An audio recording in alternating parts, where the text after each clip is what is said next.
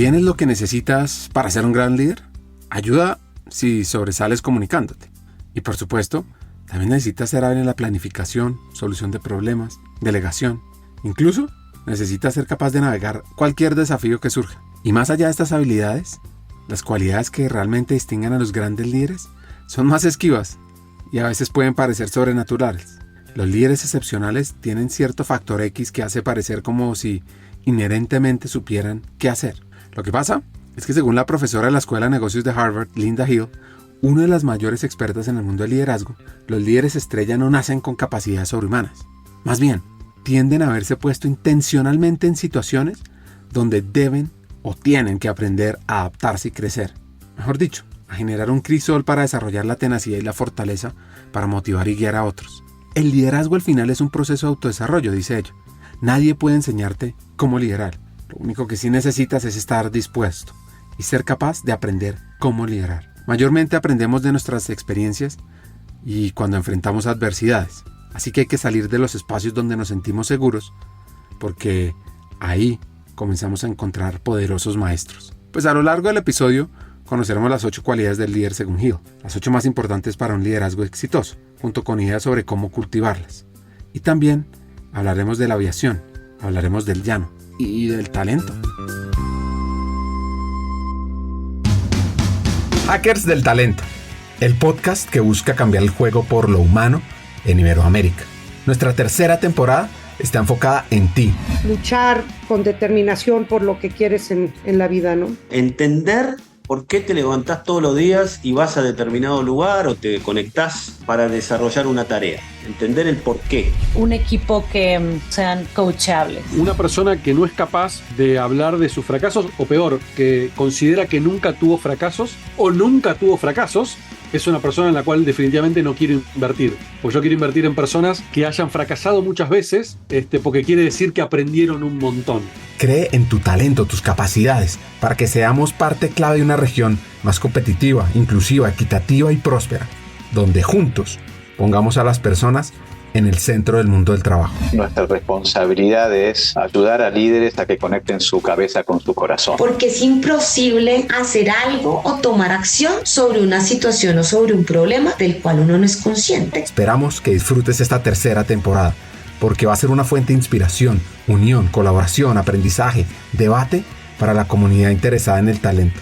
A través de historias, hacks, reflexiones. Yo me leo a mí mismo para que no se me olvide lo que yo es que enseñaba. Sea fiel a eso que usted escribió y que reflexionó. Así. A mí me han dado un par de consejos muy buenos, prácticos. Uno tiene que leer lo que escribe. Y hay otro que también es práctico, que no es tan filosófico, pero que también me ayudó mucho. Y es que a la gente hay que recibirla. Y conversaciones con CEOs, líderes de talento humano, escritores, actores de cambio.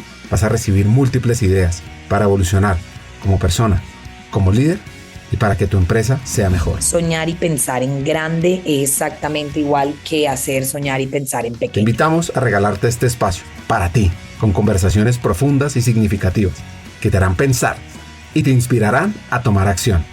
Únete a nosotros en este viaje para hackear el talento y juntos cambiemos el juego por lo humano, por un futuro fuera de serie.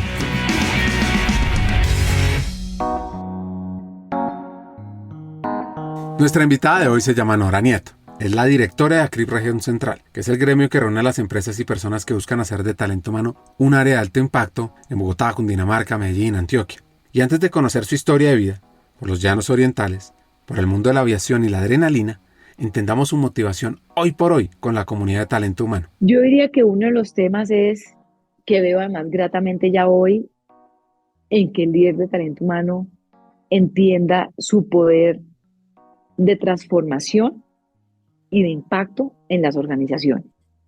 Si el líder siente, si el líder está en ese proceso de transformación, de adaptación, de adopción, de todo esto que está cambiando tan rápidamente, Ricardo, ese líder se vuelve un motor dentro de las organizaciones. Entonces, eso es uno de los temas que nosotros estamos hoy queriendo llevar a la mesa, queriendo llevar al mindset, a la conciencia de nuestros líderes. Yo creo que Colombia viene por una muy buena ruta de actualización, el hecho de que ya estemos un talento fuera de serie. Pues Ricardo, yo creo que pues esto lo hemos conversado incluso contigo, que lo he visto aquí es ese talento humano que potencia a sus equipos de trabajo, que potencia, que saca lo mejor de los demás.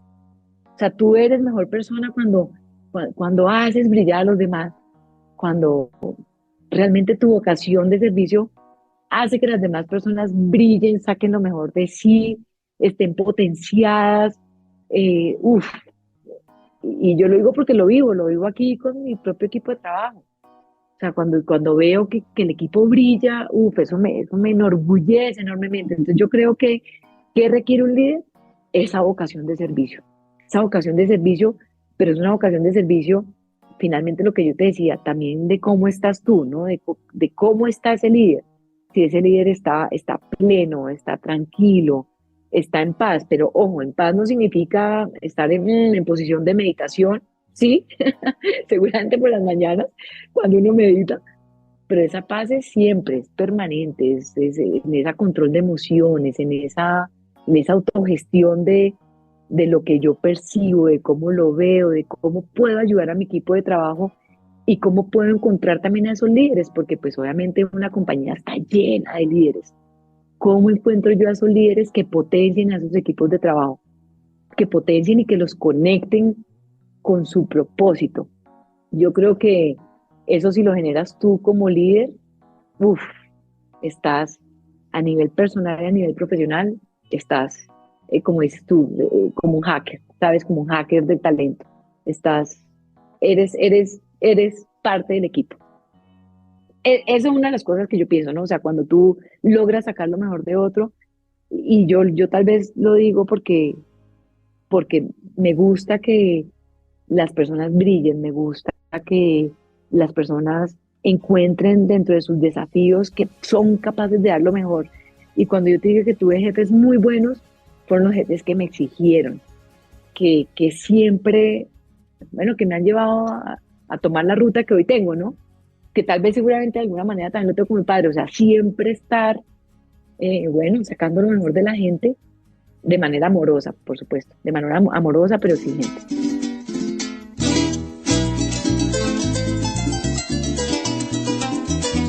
Ahora seguiremos profundizando sobre este gran tema de la líder que convoca y reúne a los líderes de talento principales en Colombia.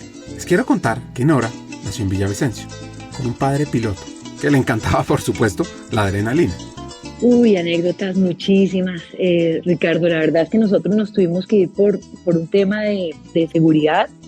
Cuando yo tenía como 10, 12 años, con 5 hermanos, obviamente una mamá muy estricta, por supuesto, pues porque con 5 hijos, o sea, o hacíamos caso o esto, pues yo me imagino, era tremendo.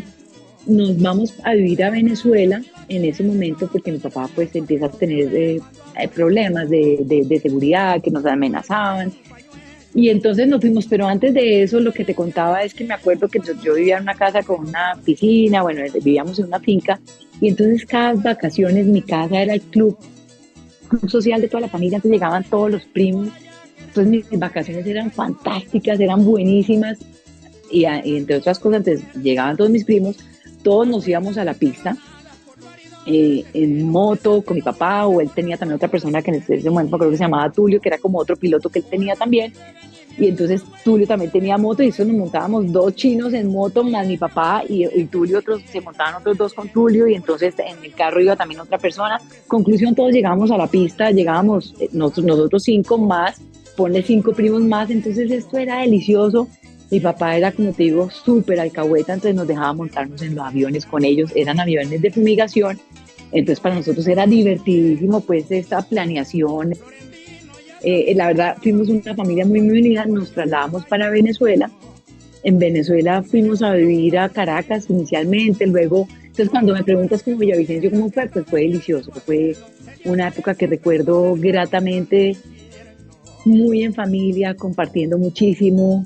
Mi papá, como te digo, nos dejaba, yo recuerdo chiquita, como te digo, o sea, en el carro me tocaba manejar, aprendí a montar moto muy chiquita también, nos dejaba, no, es que te suena surreal, pero nos dejaba hasta coger los aviones y subir, bajar, carretear, y pues obviamente en las motos nosotros cogíamos la pista la pista de aterrizaje, entonces pues ahí aprendíamos a montar motos chiquitos, y hacíamos ahí carreras de bicicletas, no, eso era lo máximo. Entonces, una infancia muy feliz, muy, muy feliz. Siempre me sentí querida, amada, valorada.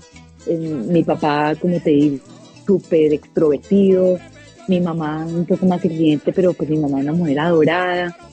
Luego nos trasladamos para Venezuela y bueno, allá vivimos también muy, muy, muy felices. En Venezuela mi papá vuelve a tener problemas de seguridad, nos volvemos para Colombia y ahí ya en Colombia sí, ya aquí en Colombia pasa un tema. Mi hermano era fuerza aérea, mis 3 hermanos resultaron pilotos, mi papá piloto, mis 3 hermanos pilotos, y 2 de ellos fallecen en accidentes aéreos cada uno. Y digamos que eso sí cambió, pero bueno, ahí ya estábamos un poco más adultos y eso sí ya cambió la familia, pero la cambió, pero yo creo que eso ha sido un proceso de aprendizaje para todos en su momento, en cada etapa. Siempre de alguna manera fuimos espirituales por la cantidad de personas que éramos, pero después de eso nos volvimos mucho, mucho, mucho más cercanos, espirituales, entendiendo pues que la vida se vive en cada segundo. Vivió en Venezuela, en ese momento donde el país estaba creciendo. Luego deben regresar a Colombia. Y en toda esa etapa tiene varias lecciones de vida que aplica hoy por hoy en su día a día, las cuales las tiene marcadas por su padre. Me gustaría que sacaran su libreta y anoten este hack. Me emociono es de felicidad, o sea, porque no tengo, como dicen, ningún regret, no tengo ningún arrepentimiento. O sea, que si me emociono es, qué delicia vivir así, estar conectado, decidir diariamente cómo quiero vivir, cómo quiero estar. Pero sí, en efecto es de mi padre, y lo mejor es que pues también mi madre como que lo adquirió, ¿sabes? Entonces mi papá fallece de un cáncer que le da, y a lo que me refiero es que entonces todos en la casa, ¿sabes? Como que, y ya yo creo que por eso de pronto entenderás un poco también como porque cuando la gente me dice, oiga, Nora, es que lo tengo en las venas, ¿sabes? O sea, porque yo ahorita soy mamá y mis hijos, y también tengo que dar ejemplos, y no, mi hijo, entonces también mi hijo, ya tengo un hijo mayor de 23 años, o por supuesto compró moto, ¿no? O sea, tiene 23 y la compró hace 3 años, ustedes me dicen, pero 20 años, un chino, me parece delicioso, me parece buenísimo, mami, vamos a hacer paseos, mi chiquita que tiene 20 también ya quiere hacer, obviamente, el curso de moto, y con todo y todo que uno trata como, ¿no? Como de cuidarlos, pero digo, uy, qué delicia que vivan. De hecho, con mis hijos a veces conversamos, mami, tus historias a las nuestras, y eso que yo decía, estando aquí en Bogotá, me acuerdo, perdón, hablando otra vez como de la adrenalina positiva y la no tan positiva, es que, y por eso me acuerdo en algún momento en la época en el colegio, que las chinas se volaban de los colegios y de todo, pues yo no necesitaba hacer eso porque yo estaba toda hora expuesta a sentir, ¿no? Ese corazón palpitante. Pero bueno, sí, eso sucede diario en mi vida. Es una decisión, es lo que procuro transmitirle a mi familia, es lo que procuro también transmitirle al equipo de trabajo, a mi equipo de trabajo, que se sientan felices con lo que son, con lo que deciden hacer todos los días de su vida. Cómo adoptar las cosas, cómo afrontar los retos. Y tal vez en mis charlas por eso también digo, ¿cómo estás viviendo tu día hoy? ¿No? Porque los días, una vida se vive, o sea, uno vive una vida entera en un solo día. Tienes alegrías, felicidades, retos, desafíos, tristezas, no sé, tantas cosas pasan en un día, pero al final tú decides en cada momento cómo adoptarlas, cómo mirarlas, cómo solventarlas, no preocupándote, sino ocupándote de ellas. Y bueno, pues gracias a mi padre seguramente y también a mi madre, que obviamente, como te comenté, hoy es una mujer absolutamente feliz, dichosa, agradecida con Dios y con la vida. Eso es lo otro, Ricardo. Yo soy una persona religiosa, Dios, le doy gracias a Dios permanentemente, me siento de verdad agradecida con Dios y con la vida, por la vida que llevo y pues por lo que me da. ¿Se acuerda cómo arrancamos el episodio hablando de las 8 cualidades del líder? Pues la primera es la autenticidad. Ser genuino y fiel a quien eres es fundamental para el éxito en cualquier rol. Hill dice que como líder debes encarnar tu mejor versión. aquella que no solo es altamente efectiva, sino también capaz de motivar e inspirar a quienes te rodean. Porque tu competencia no es suficiente, la gente necesita confiar en tu carácter y conectarse contigo. De lo contrario, no estarán dispuestos a tomar riesgos contigo, pues este entendimiento se vincula profundamente con la capacidad de autoconciencia. Necesitas averiguar cómo crear las condiciones para tu éxito y no asumir que otros lo harán por ti. Entonces la pregunta es cómo uno se muestra como su mejor versión. Pues hay que entender cómo la gente te percibe, porque ahí es crucial para saber cómo crecer. Pasa que pedir y recibir retroalimentación puede ser complicado y emocional, así que tienes que buscar una retroalimentación en un momento en el que puedas mantenerte abierto sin estar a la defensiva.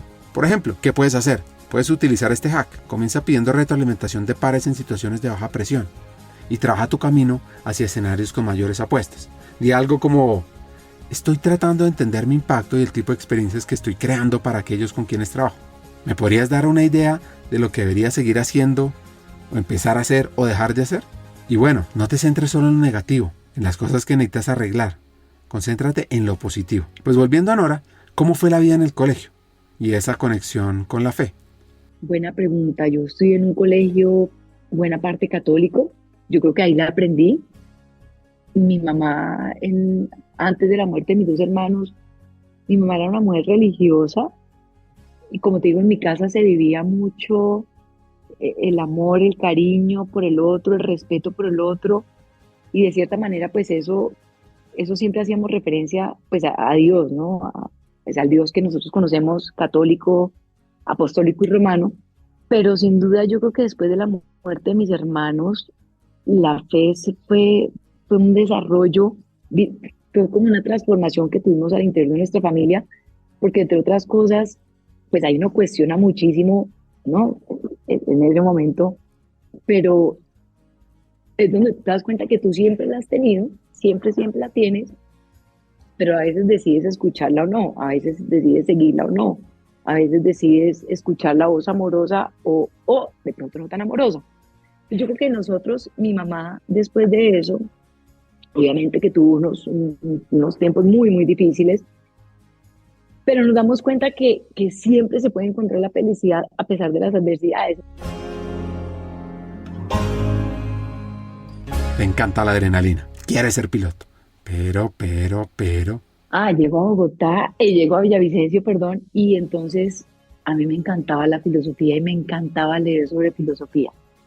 Y en algún momento le digo a mis papás, bueno, no, yo creo que voy a estudiar filosofía. Y mi papá, pero ¿cómo así? No, estudia Derecho, que eso es como muy parecido. Y yo, bueno, pues en ese momento como yo tenía 16 años y pues yo quería ser piloto, y mi papá obviamente me dice que no podía ser piloto en ese momento. Y pues bueno, pues me dijo, pero estudia Derecho. Y yo, ok, entonces estudio Derecho, una carrera a la cual también le debo todo, inmensamente feliz, con toda la gratitud. Estudio Derecho en la Universidad Externado de Colombia, hago grandes amigos allí, gran universidad, unos profesores magníficos y paso muy, muy, muy feliz en la universidad. La verdad que es que allí conozco a Charlie, que es mi actual esposo, me caso antes de graduarme y ahí ya empieza mi carrera profesional, que también es una delicia. Estaba yo en la Universidad Externado de Colombia cuando nos llaman de la empresa de acueducto y alcantarillado para que fuéramos a presentar una entrevista, Ricardo, y entonces vamos con 4 amigos a que nos hagan la entrevista y bueno, en ese momento yo voy a contar lo anecdótico, no sé, nosotros estábamos pensando que nos íbamos a ganar el salario mínimo porque todavía no habíamos terminado la universidad y cuando nos dicen, bueno, ¿y ustedes cuánto se quieren ganar? Y nosotros nos quedamos callados que ni sabíamos qué decir y nos ofrecen mucho más de lo que nosotros pensábamos y eso por debajo, nosotros me acuerdo, nos pegábamos por debajo de la mesa, la felicidad que teníamos. Ingreso al acueducto de Alcantarillado de Bogotá y aprendo muchísimo con un jefe que adoré, que se llama Gabriel Sánchez, que me enseñó muchísimo. Luego tuve otro jefe también que quise muchísimo, Jorge Pablo Velasco. Con ellos aprendí, lo que yo veo hoy en día que sucede en las empresas es cuando tú quieres darle propósito a las personas. Me acuerdo, yo trabajaba en la empresa de acueducto. Primero era un alcalde, pero bueno, me acuerdo cuando iniciamos con Enrique Peñalosa, y yo trabajaba en el área de licitaciones. Entonces, claro, habíamos muchísimos abogados y me acuerdo que Gabriel dijo, esta gente tiene que saber qué es lo que está contratando, qué es lo que está haciendo. Y nos empiezan, entre otras cosas, Enrique Peñalosa así a ir a su staff, a su equipo de trabajo y a diferentes colaboradores de la alcaldía a que inauguráramos los acueductos, a que inauguráramos los parques, y en ese momento yo entro como en ese equipo, y tú no te imaginas la felicidad que era para nosotros ir a inaugurar lo que nosotros mismos desarrollábamos, o sea, entre los acueductos, parques. En ese momento las ciclorrutas hacían parte también de los acueductos, o sea, porque Peñalosa en su momento quiso como ese desarrollo integral de estas comunidades en desarrollo, digamos, en proceso de desarrollo. Entonces eso me enseñó, y sí le daba un sentido cuando uno decía, ¿usted en qué trabaja? Es que yo hago los acueductos de las comunidades. Entonces tú no te imaginas, Ricardo, eso era bellísimo cuando uno llegaba, y gente que durante 15 años, unas señoras que uno veía con la piel gastada, o sea, eso que tú ves a las personas golpeadas, y de pronto un día para otro abrían un grifo, que yo sé que eso para tantas personas es tan natural, y íbamos, no, esto nos recibían como si estuviéramos llegando pues de la gloria, o sea, esto nos recibían con acuerdo con ellos, con almuerzos, con fiesta, porque le estábamos inaugurando un acueducto, y no éramos nosotros, era de los propios impuestos, que nosotros decíamos, esto lo están pagando ustedes mismos, lo estamos pagando todos los bogotanos. Pero bueno, eso me enseñó que siempre hay que darle propósito, y siempre la gente tiene que saber qué es lo que está haciendo, pero no desde la base, sino desde el propósito mayor, que seguro lo tienen todas las compañías. En ese momento para mí pues fue la empresa de acueducto de Alcantarilla de Bogotá. Qué buen hack para cualquier líder, darle propósito a lo que hacen los empleados. Pues bueno, estando allá tuve un aprendizaje sobre cuando la gente está conectada a una visión superior. En Altos de Cazuca o Altos de Cazucá, hay gente que le llama de las dos maneras. Y me acuerdo que una vez me dijo uno de mis jefes, me dijo, llamemos a este interventor, porque a mí me suena que él no está yendo mucho allá, a la obra. Efectivamente llamamos a este interventor. Bueno, listo, vamos. Bueno, listo, yo les llego. No, nosotros nos vamos con usted. Oye, Ricardo, y este señor se ha pegado una perdida. Obviamente que denotaba que el señor ni iba, ni lo conocían, nunca iba a hacer la interventoría. Y eso, lo digo, para mí fue un aprendizaje increíble, porque uno sabe cuándo entonces la gente está conectada, cumpliendo, pero más allá de su función, su propósito. Este señor nunca logró entender, este interventor en particular, lo que nosotros llegamos a entender era que le llevábamos bienestar a esas personas. Entonces eso ese aprendizaje para mí, y eso pasa en todos los trabajos, ¿no? En todas las partes donde uno trabaja, siempre si tú conectas con ese propósito superior. No, mi trabajo era adelantar licitaciones, desarrollar contratos, hacer alianzas estratégicas. Esa, digamos, era una función, pero mi propósito superior sí entendí que era llevarle bienestar a toda esta cantidad de bogotanos que estaban en condiciones muy difíciles, en condiciones precarias de acueducto y alcantarillado. Entonces, cuando tú conectas con eso, fueron 4 años espectaculares de mi vida. Aprendí muchísimo en contratación. De ahí, tanto que en ese proceso de contratación, me llaman de la vicepresidencia de la República en ese momento.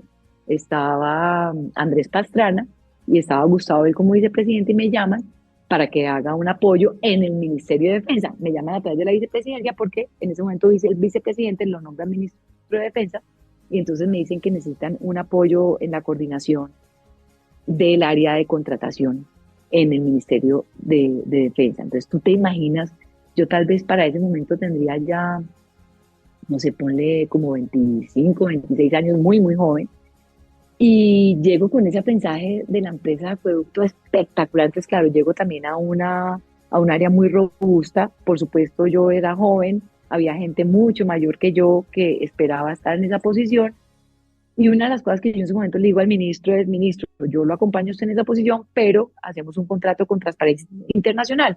Obviamente el Ministerio de Defensa era un ministerio con muchísimos recursos. Después de Andrés Pastrana, por supuesto, viene Álvaro Uribe Vélez, y sigo con ellos ahí en esa posición. Y una de las cosas, pero antes de adelantarme y llegar allá, es que una de las cosas que yo hice recién llegué al ministerio, termino en el acueducto y me voy para el Ministerio de Defensa, y una de las primeras cosas que hice con varios de los abogados, teníamos más o menos como unos 12 o 15 abogados, más unos economistas, más unos analistas, y yo reúno al equipo y les digo: ustedes han ido a los batallones, han ido a Indumil en ese momento, han salido de aquí donde los tienen haciendo contratos y licitaciones. Oye, en ese momento más del 85%, a pesar de que llevaban mucho tiempo en las fuerzas, me dicen que no. Entonces lo primero que yo digo al ministro es: ministro, esta gente hay que llevarla a que conozca, a que sepa qué es lo que estamos contratando. cuando estamos contratando aviones, helicópteros, armamento, raciones de campaña, hay que saber qué es los... Y entonces armo varias comisiones para llevar a todos estos equipos de trabajo y no te imaginas, Ricardo, la conexión tan espectacular, porque claro, cuando uno ve qué es lo que está contratando, en ese momento estaba la zona de distensión en el Caguán, momentos difíciles. Después entra obviamente Álvaro Uribe con la política de seguridad democrática y entonces empezamos obviamente, pues tú sabes lo que fue en ese momento, unos procesos de contratación durísimos, y digo durísimos porque se empezó a contratar muchísimo, pues de todo, ¿no? Armamento, munición, de todo tipo de elementos pues para la guerra en ese momento. Y bueno, tuve un equipo muy, muy comprometido, espectacular, y como te digo, muy conectados con ese propósito superior de proteger a nuestras fuerzas militares. Y proteger a nuestras fuerzas militares significaba a su vez proteger a la sociedad colombiana. De esos momentos, recuerdo que comenzamos a poder volver a viajar por carretera en Colombia, a encontrar soldados en la calle, en las carreteras, en los pueblos, todo el tiempo. Y lo más lindo era verlos siempre saludando, levantando el pulgar derecho en signo de esperanza y positividad. Así es, Ricardo. Y fíjate que y uno se pregunta, ¿y por qué? ¿Por qué pasaba eso? O sea, porque el país, Colombia siempre ha sido un país en altísimo conflicto. Por supuesto que ha disminuido después de bueno, no sé ahorita, pero bueno, no vamos a tocar eso, pero digamos que antes la gente, y fíjate que me encanta que eso que tú dices, y es que se me eriza la piel, porque tú antes cómo percibías, antes de Álvaro, cómo la gente percibía las fuerzas militares, ¿sabes? O sea, la gente como que, y ahí sí es cierto, hay una película que a mí me encanta que se llama, bueno, de Tom Cruise, no sé si la has visto, en donde finalmente tú gozas de una seguridad que alguien te está proveyendo, ¿no? O sea, que hay soldados afuera cuidándote, pero como eso uno lo ve tan natural, ¿cierto? Como tú vives, como estás aquí en un país en donde es democrático, en donde estás en paz, donde se respetan los derechos humanos y se respetan los derechos, pero en realidad es porque hay alguien detrás que te está proveyendo esa paz, te está proveyendo esa seguridad. Y eso fue lo que se logró con la política de seguridad democrática, pues porque bueno, yo tal vez esto me lo pasé, pero mi papá fue secuestrado en 2 oportunidades, entonces pues obviamente entenderás también nuevamente mi apasionamiento también, ¿no? De respeto por las fuerzas militares, ¿no? Por esa paz, por esa seguridad. Las pescas milagrosas en Villavicencio eran semanales. Entonces, de acuerdo contigo, me encanta cuando la gente dice, uy, a mí se me eriza la piel, y qué rico cuando escucho a alguien así como tú que diga, quiero a mis fuerzas militares, respeto a la policía, respeto al Ejército Nacional, a la Armada Nacional, a la Fuerza Aérea. Mi hermano fue Fuerza Aérea Colombiana también. No, todas las historias. Al final tú ves que todo se une, ¿no? Volviendo a las cualidades del liderazgo, otra que me fascina es la curiosidad, que es una mentalidad al final. Se trata de mirar alrededor de la esquina explorando territorios inexplorados y tratando de entender el arte de lo posible. Los grandes líderes tienen una perspectiva de afuera hacia adentro de sus organizaciones y equipos. Y esto significa que tienen la capacidad de mirar situaciones y problemas desde el punto de vista de todos los grupos de interés, sobre todo de los stakeholders externos, como clientes y competidores. ¿Qué pasa? Pues esto les ayuda a tomar decisiones más informadas porque consideran el contexto más amplio, más allá de solo las dinámicas organizacionales internas. ¿Qué puedes hacer tú para nutrir tu curiosidad? Pues uno ve a los niños, ¿no? Nacen curiosos, naturalmente inclinados a ser inquisitivos y explorar su entorno. Entonces, toma el ejemplo de ellos. Ábrete a nuevas experiencias y personas fuera de tu visión inmediata, de tu industria, de tu función. No tengas miedo a hacer preguntas básicas ingenuas. Reflexiona sobre tus pasiones y tus intereses personales, porque son fuentes muy poderosas de curiosidad. Y piensa de manera expansiva y ambiciosa. Necesitas preguntar siempre sobre ideas de gran alcance. Y es, ¿qué podríamos estar haciendo diferente? ¿Cómo podríamos impactar más? Pues bueno, Nora estaba trabajando continuamente. Y siendo mamá, debe tomar una decisión difícil. Bueno, ahí tengo ya mi primer hijo, que lo tuve cuando estaba en el acueducto. Quedo embarazada trabajando con Marta Lucía Ramírez, a quien admiro profundamente, también espectacular, con quien trabajar y aprender muchísimo. Y ahí tengo a Sofía, y la verdad es que, Ricardo, con el presidente Uribe era trabajar, o sea, el dicho del de era trabajar, trabajar y trabajar. Esto era, sábados, domingos, festivos, 3 de la mañana, 2 de la mañana. Esto era trabajar, trabajar y trabajar. Yo tengo a Sofía y bueno, ahí definitivamente digo, no, o sea, yo sí tal vez le quiero dedicar un tiempo a mis hijos, a pesar de que yo tenía ese sentido patriótico, pero pues es que realmente yo no los veía nunca. O sea, yo trabajaba todo el tiempo y mi Sofía ya como de 6 meses, entonces en ese momento hablo con la doctora Marta Lucía y bueno, y con el general Jorge Enrique Mora, les presento mi renuncia y en ese momento entonces yo renuncio porque pues realmente sí venía un ritmo de trabajo muy duro. Entre otras cosas, ahí voy a contar un episodio, no voy a contar con quién me pasó, pero un fin de semana me acuerdo que estábamos trabajando y el equipo, entregado en política de seguridad democrática, y va alguien a mi oficina un domingo, ponle como a las 3 de la tarde, y yo estaba con el equipo desde las 8 de la mañana, y pasa esta persona y dice, bueno, muchas gracias a todos, pero pues qué bueno que ustedes estén aquí porque es que esto es el trabajo es sacrificio. Esa frase para mí, Ricardo, ese día marcó. Ese día yo dije, este no es el lugar en que yo no voy a secundar unas palabras como esas. Yo obviamente a esa persona no la desautoricé, pero entra esa persona y dice, es que el trabajo es sacrificio, y tú no te imaginas la desmoralizada que me pego yo, que a su vez obviamente yo no dije nada, pero dije, si eso me pasó a mí, no quiero saber a mi equipo.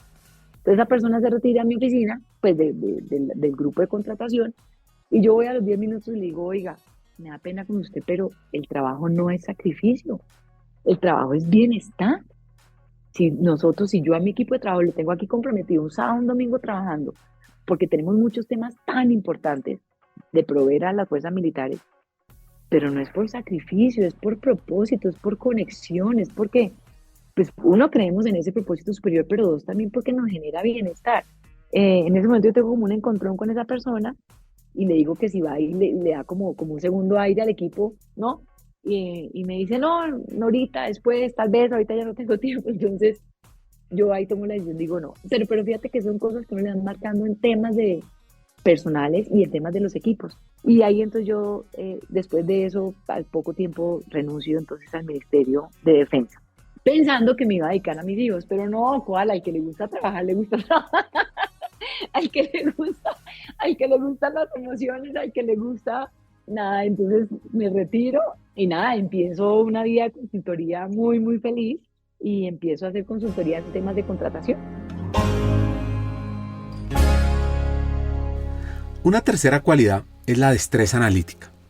El liderazgo requiere la capacidad de desglosar problemas complejos, identificar sus causas raíz y llegar a soluciones frescas. Así que hay que confiar en la intuición, pero esto no es suficiente. Necesitas desarrollar habilidades analíticas enfocándote en las relaciones de causa y efecto y prestando atención a patrones y tendencias. Hay que aprender a tomar decisiones sólidas, y eso depende de tu capacidad para aprovechar tu experiencia junto con una mezcla de análisis, experiencia y juicio ético. Si bien ser experto en datos es primordial para los líderes, no se trata de ser impulsado por los datos, se trata de ser informado. ¿Qué hace uno para desarrollar esa mentalidad analítica? Pues ten en cuenta los datos que hay, y estos no caen del cielo, tienen que ser creados por persona. Los datos son solo otra fuente de información, porque tú como líder también necesitas sumergirte en la complejidad de la recolección de los datos, entender sus implicaciones, estar atento a posibles sesgos, ser proactivo y trabajar con nativos digitales. Porque ahí tu papel es decodificar las historias ocultas dentro de los datos y averiguar qué te están diciendo. ¿Cómo hacemos para que las personas y las empresas diseñen trabajos que fomenten el bienestar? Por ejemplo, pues esa es una pregunta clave que un líder debe desarrollar, que debe utilizar los datos, que debe hablar con la gente.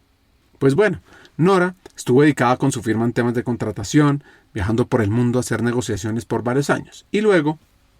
Entonces yo estoy haciendo consultoría y en algún momento me llaman del Ministerio del Trabajo porque necesitan, obviamente en estos temas, cuando en esas consultorías que yo hacía, tenía mucho, cuando tú necesitas como empresario, ¿cómo lo digo?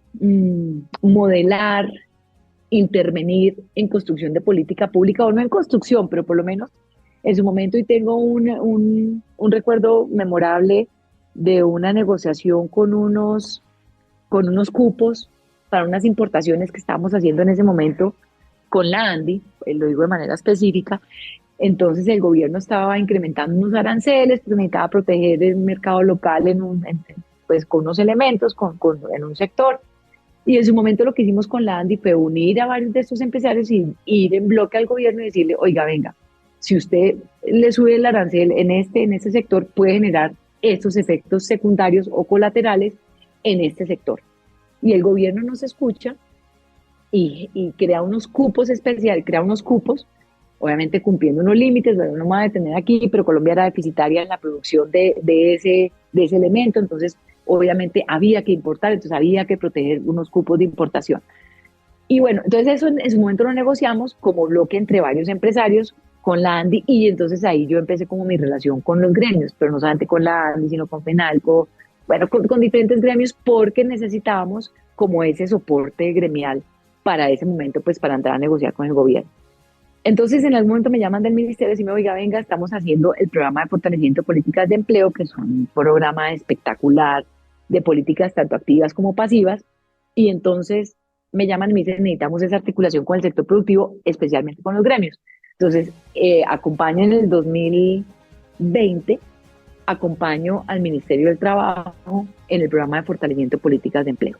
Y ese programa pues fue espectacular, se creó el Sistema Nacional de Cualificaciones, ya venía, pero acompañé, tuve la fortuna de estar en ese equipo maravilloso de estructuración del Sistema Nacional de Cualificaciones, todo lo que es formación para el trabajo, lo que es el sistema del reconocimiento de aprendizajes previos, o sea, todo un sistema que en su momento Colombia, para ingresar a la OCDE, se comprometió a cumplir.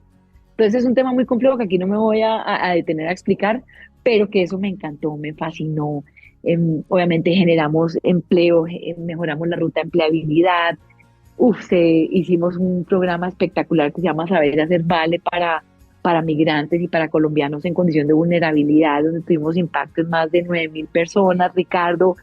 Entonces, pues bueno, también ese sentido patriótico, de alguna forma lo digo, vuelve y como que renace, ¿no? O sea, pero yo al final en todas las consultorías que hacía, pues también encontraba, o sea, no importa en lo que la consultoría que no estaba haciendo, o sea, si era un tema, por ejemplo, con Ecopetrol, te lo digo, wow, o sea, trabajar con Ecopetrol es espectacular, porque tú también te das cuenta que eso es generación de país, eso genuinamente es contribuir con el país, o sea, Ecopetrol es en sí para nosotros. Eso por decirlo, pues por decir algunas con las que tuve apoyo. Y así con diferentes, ¿no? Entonces, sí, venía al Ministerio del Trabajo, aprendí muchísimo, grandes personas, me di cuenta también de la estructura del Estado en temas de empleabilidad que es espectacular, que lamentablemente yo creo que mucha de la población no conoce, que es un sistema, que es lo que estamos procurando proteger, ¿no? Hoy. Entonces sí, tuve la fortuna también de participar activamente en ese programa que fue espectacular y que benefició a tantos colombianos en condición de vulnerabilidad, a jóvenes, a migrantes venezolanos, espectacular, con un equipo también espectacular. Y entonces aquí ya caigo a CRIB, llego a CRIB. Llego a CRIB maravillosamente también espectacular, que tiene este propósito de brindarle esta información a los líderes de talento humano, a los empresarios, a los colaboradores, de brindarles esta información tan relevante para la gestión del talento humano. ¿Alguna vez has sentido que puedes ser parte de algo más grande? En Hackers del Talento exploramos ideas y sobre todo trabajamos incansablemente por crear un camino hacia un mundo laboral más humano y próspero. Y lo sabes, tú eres parte crítica en esta misión. Imagina el efecto mariposa de compartir este episodio. Al pasar la voz a alguien que conoces, puede ser el catalizador de un cambio profundo en la vida de alguien más. Piensa en esa persona, alguien que como tú está listo para crecer y evolucionar. Compartir este episodio con ella no es solo un acto de generosidad, es un paso hacia la construcción de una comunidad más fuerte y unida. Únete a nosotros y sé parte de la vanguardia del cambio en el mundo laboral. Te puedes suscribir en LinkedIn buscando Hackers del Talento para descubrir diariamente aprendizajes del mundo del trabajo. Además, si ingresas a nuestra página web hackersdeltalento.com, te esperará nuestro newsletter Cartas al Talento, lleno de hacks y reflexiones semanales. Y recuerda, cada pequeña acción cuenta. Al unirte a nosotros, más que escuchar un podcast, estás activando un movimiento. Estás formando parte de una transformación global. Estamos aquí, listos para avanzar.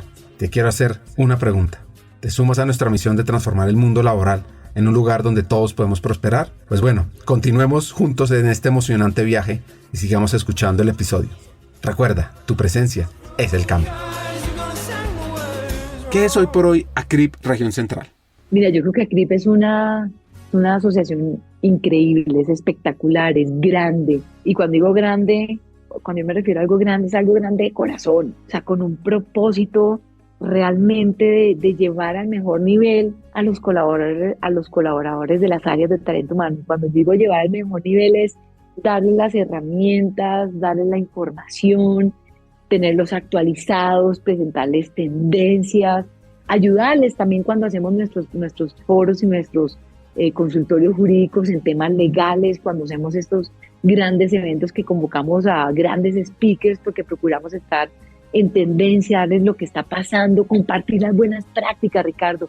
Cuando tenemos aquí no voy a mencionar compañías en particular, pero tenemos a unos líderes espectaculares acá, tanto en nuestra junta directiva como en nuestros afiliados. Entonces, cuando ellos comparten sus buenas prácticas, qué están haciendo, qué les ha servido, también cuáles han sido sus errores, eso a mí me parece, esa generación de comunidad me parece espectacular. Entonces, es una asociación que admiro profundamente, que tengo la fortuna hoy de acompañar como directora ejecutiva de Región Central, porque tú sabes, nosotros somos federados, entonces nosotros somos uno de los capítulos.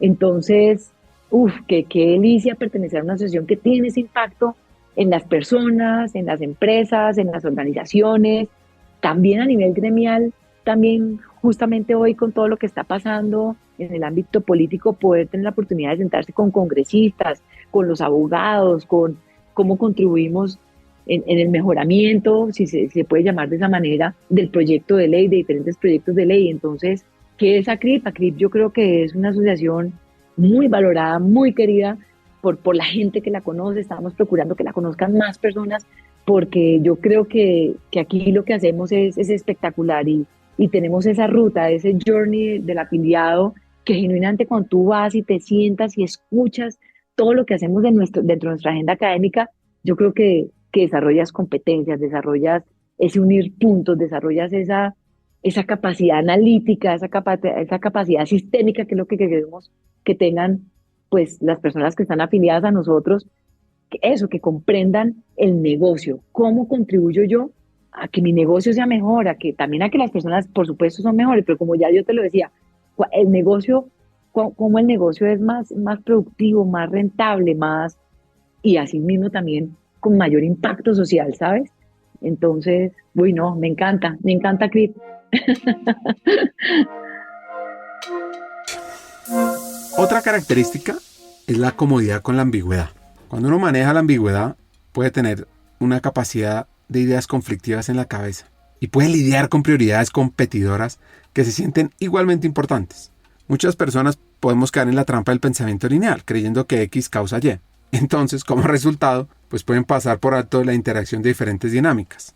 Para ser un líder efectivo necesitas cultivar una mentalidad de sistemas, lo que te ayuda a entender cómo están conectadas las cosas y te permite lidiar con ideas opuestas frente a la incertidumbre. ¿Y esto qué va a pasar? Que pueda incluso que te sientas como si estuvieras navegando a través de la niebla. Entonces, ¿cómo volverte más cómodo con la ambigüedad? Es importante que te sumerjas en la complejidad de diferentes situaciones. Haz muchas preguntas como ¿qué pasaría si? O ¿y qué? Y examina los asuntos desde diferentes perspectivas. Cuanto más fuerte sea tu sensación de certeza, más clara será la indicación de que se necesita un enfoque fresco. Otra idea interesante es crear una práctica para despejar tu mente. Desarrolla hábitos a través de la meditación, de atención plena, el yoga, el deporte, que te permiten no solo actuar, sino reflexionar. Pues bueno, ¿se acuerdan que el episodio lo arrancamos hablando sobre la importancia del líder de talento para la transformación de las personas, las empresas y el entorno? ¿Y sobre el liderazgo al servicio de los demás? Pues así lo vive Nora. Todo depende de los hábitos que tú tengas, ¿no? Entonces yo creo que ¿qué estás alimentando hoy? Y por eso volvemos incluso a lo que hablábamos recién iniciando la conversación. ¿Qué estás alimentando hoy en tu vida? Y digo, ¿cómo estás alimentando? ¿Cómo te estás alimentando tú en tu ser, en tu familia, en tu bienestar? Entonces yo lo primero que digo es, para yo poder dar, ¿cierto? Porque tú ahorita me puedes decir, oye Nora, tienes en este momento un pedazo de chocolate, pues en este momento no lo tengo. Entonces solamente puedo dar de lo que yo tengo. solamente puedo compartir con mi equipo de trabajo de aquello de lo que yo misma vengo practicando. Entonces, no es una frase mía porque pues, no la voy a adoptar como mía, pero ¿cómo estás trabajando hoy? ¿En qué estás trabajando hoy para ser mejor todos los días? Entonces, estás siendo disciplinado, te estás conectando con tu propósito, estás cuidando tu salud mental, y digo en el mejor es qué tipo de pensamientos estás teniendo, cómo te estás relacionando con tu equipo de trabajo, cómo te estás relacionando con tus stakeholders, cómo te estás relacionando con esos clientes externos e internos, y eso a todos nos pasa en diferentes roles. Entonces no puedo pretender yo tener una relación sana si hoy en día no estoy cultivando yo esa relación sana conmigo y con los demás. Entonces cuando tú me dices, ¿qué haces tú, Nora? Yo creo que yo lo que trato de hacer es cultivar una relación sana conmigo, con mis stakeholders, y cuando digo stakeholders, es mi equipo, es parte de mis stakeholders, mi junta directiva, los afiliados, nuestros afiliados, los demás capítulos que pertenecen a la federación. Por supuesto, mejor dicho, o sea, tengo tantos stakeholders, entonces, ¿qué hago? Cultivar una relación sana, saludable. Y eso es lo que espero yo transmitir a mi equipo de trabajo, y es lo que yo digo, es lo que ojalá pues todos podamos hacer. Entonces, ¿y qué es cultivar una relación sana? Cuando de pronto, porque como te digo, uno vive una vida entera cada día. Ok, recibir los feedbacks que me construyen. Sé que cuando me están diciendo algo para mejorar, qué maravilla, así lo recibo. Ricardo, yo pienso que qué rico, porque a mí cuando me interesa construir es cuando te digo la verdad, y por eso yo creo que para ser un buen líder hay que ser valiente. Hay que ser valiente, no decir lo que quieren escuchar, hay que decir lo que yo quiero que suceda. Entonces, ahí sí como, tal vez tampoco no es mía la frase, hazlo suceder. O sea, cuando quiero que algo se logre, que suceda, que pase, pues para eso lo tengo que construir, para eso lo tengo que conversar, hablar, qué me gusta, qué no me gusta, qué sí me parece, qué no me parece, entendiendo que todos son opiniones, que no hay una verdad absoluta, que construimos entre equipo, que todos sumamos, que entre más diverso sea un equipo donde salgan diferentes opiniones, diferentes pensamientos, miradas, qué maravilla. Entonces, si me dices, eso es lo que procuro hacer todos los días. En el corazón palpitante de cada organización hay una fuerza latente esperando ser despertada. Es el poder de soñar, de lanzar nuestra mirada más allá del horizonte de lo cotidiano, hacia un futuro lleno de posibilidades inexploradas. El acto de soñar no es mera fantasía, es un combustible que impulsa a las organizaciones hacia adelante, hacia la transformación radical. Cuando soñamos abrimos puertas a la innovación, a la creatividad, nos atrevemos a desafiar los límites de lo posible. Es como un terreno fértil en que se siembran semillas de cambio, donde cada visión audaz tiene el potencial de convertirse en la próxima gran revolución en nuestra forma de trabajar, de liderar, de impactar el mundo que nos rodea. Así que permitámonos soñar grande, en generar sueños en los demás. ¿Y tú? ¿Qué estás haciendo en ese acto de soñar? ¿Cómo lo estás construyendo? Ahora, no sé desde dónde nos estás escuchando, si estás haciendo deporte, si estás yendo al trabajo, si estás descansando en tu casa o estás haciendo alguna tarea simple. Te quiero preguntar, ¿qué sueños tienes en tu carrera? Anótalos. Es importante tenerlos claro para irlos alcanzando. Pues bueno, mientras tanto esta hacker llanera nos cuenta a dónde quiere llevar a Crip y qué sueños tiene. Sueño para Crip que siga creciendo, que siga impactando, como yo creo que lo hemos venido haciendo con líderes de talento humano, que uno escucha, que uno recibe esos comentarios favorables de, oiga, qué bueno que ustedes están trabajando por la comunidad, qué bueno que están brindando esta información, qué bueno que están promoviendo este intercambio de buenas prácticas. ¿Qué me sueño también? Me sueño poder impactar en términos de empleabilidad. Hace poco participamos en una feria de empleo con más de 35 universidades, en donde tuvimos 140 empresas participando con sus vacantes, tuvimos más de 3,000 muchachos presentes, pues inscritos.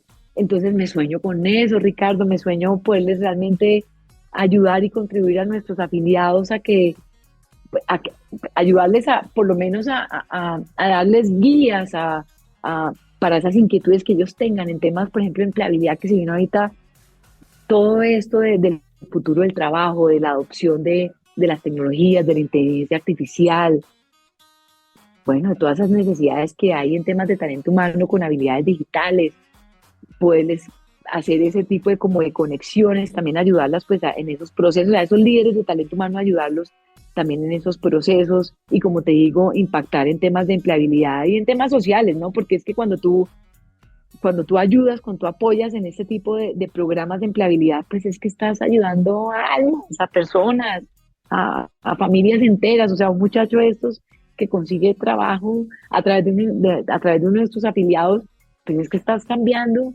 el ecosistema de una familia que tal vez nunca ha tenido la oportunidad de hacer ese cambio. Entonces, pues yo genuinamente cuando digo que nuestros afiliados son generadores de bienestar, de oportunidades, es que así es. O sea, nuestros empresarios son valientes, nuestros empresarios son luchadores y pues eso hay que compartirlo. Las otras cualidades del liderazgo son resiliencia, empatía, creatividad y adaptabilidad. Para ir cerrando el episodio, un par de consejos.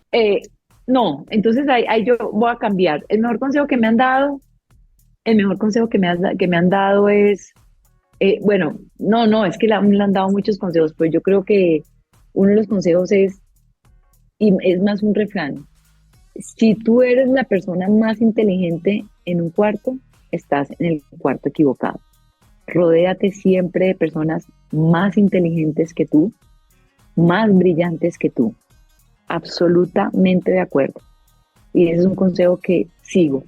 Y actualmente tengo una junta directiva maravillosa, la cual admiro, un equipo de trabajo maravilloso, diferentes personas que me acompañan en mi vida, en diferentes espacios, amigos, amistades, aliados, gente que admiro y a la cual considero inteligente. Eso es un muy buen consejo. Rodéate siempre de personas más inteligentes que tú. Y el consejo que yo daría es todos los días decide conectarte con ese bienestar, con esa paz, con ese amor infinito que todos somos, que siempre podemos elegir el bienestar, siempre puedo elegir escuchar la voz amorosa, la voz optimista, con realidad, pero siempre puedo elegir sentirme bien, siempre puedo elegir gestionar mis emociones, siempre puedo elegir amar. Nora nos deja varios hacks de vida y de talento. Acá, los 3 principales. 1. Los líderes del humano tienen el potencial de impactar por un mejor futuro a personas, empresas y comunidades. 2. Liderar desde el humano es liderar al servicio de los demás, es generar bienestar. Y 3. Pensemos en generar trabajos que no sean un sacrificio, sino una oportunidad de generar bienestar. Hasta un siguiente episodio y sigamos hackeando el talento.